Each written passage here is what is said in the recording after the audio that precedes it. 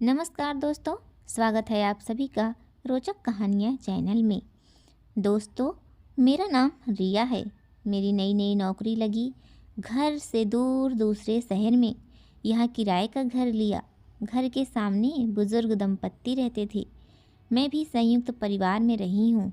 इस तरह उनको अकेले देखकर मन बार बार उनके बारे में सोचने लगता।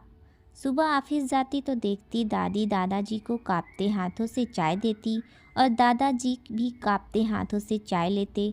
धीरे धीरे दोनों साथ मिलकर घर का काम करते। कोई भी उनसे बात नहीं करता था। कभी उनकी भी आवाज़ नहीं सुनी थी। शाम को आती तो दोनों को निराश थका छत के मुंडेर पर खड़ा देखती। लगता जाकर इनसे बात करूं, पर फिर कदम रुक जाते। जब जब इनको देखती मुझे मेरे दादाजी दादी जी की याद आने लगती और अपने घर फ़ोन लगाकर सबसे बात करती। रविवार के दिन देखा दादी को काम करने में बहुत तकलीफ़ हो रही थी, पर फिर भी वो काम कर रही थी। दादी जी कहीं गई थी क्योंकि वो दिख नहीं रहे थे। मैं आज गई उनके पास और कहा कि क्या आपकी तबीयत ख़राब है, तो उन्होंने जवाब नहीं दिया। मैंने फिर पूछा मैं कोई मदद करूं आपकी, तब भी उन्होंने जवाब नहीं दिया। मैं हैरत में थी। फिर दादाजी अंदर आए। उन्होंने भी कोई बात नहीं की। मैंने ही पहल करके उनसे कहा कि दादी जी की तबीयत मुझे ख़राब लग रही है, इसलिए मैं आई हूँ यहाँ। आपकी कोई मदद मैं कर सकती हूँ क्या?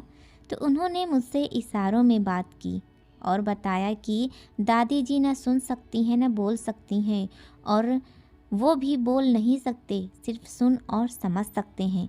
फिर उन्होंने दादी को कुछ इशारों में कहा और दादी ने मेरे सिर पर हाथ रखा। मैं उन दोनों को आपलक देखती रही और आंखें गीली होती रही। फिर तो जब तक मैं उनके यहाँ समय मिलने पर चली जाती थी। बहुत प्यार करते थे वो दोनों मुझे। अब तो इनकी इशारों वाली प्यारी भाषा मैं भी समझने लगी थी।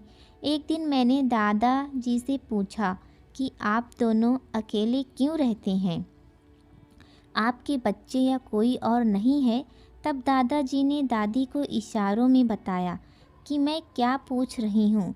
तब दोनों मुझे छत के मुंडेर पर ले गए और आँखों में आए आंसू पोंछते हुए एक साइकिल की तरफ इशारा किया। साइकिल देखकर ही समझ गई कि इस साइकिल के फ्रेम में लगी बच्चे की गद्दी बता रही है कि परिंदे उड़ चुके हैं, बस यादें शेष हैं। मैं भी उनको रोते देख भावुक हो गई और दोनों के गले लग गई। दोनों ने इतना प्यार लुटाया मेरे ऊपर जो सालों से दबा रखा था उनके सीने में। मैंने सोचा भगवान ऐसे बच्चे किसी को न दें जो इतने खुदगर्ज हैं, अपने माँ बाप को ही भूल गए। आशा करती हूँ मेरे प्यारे भाई बहनों कि आपको कहानी ज़रूर पसंद आई होगी। पूरी कहानी सुनने के लिए आप सभी को बहुत बहुत धन्यवाद। मिलते हैं एक नई कहानी के साथ।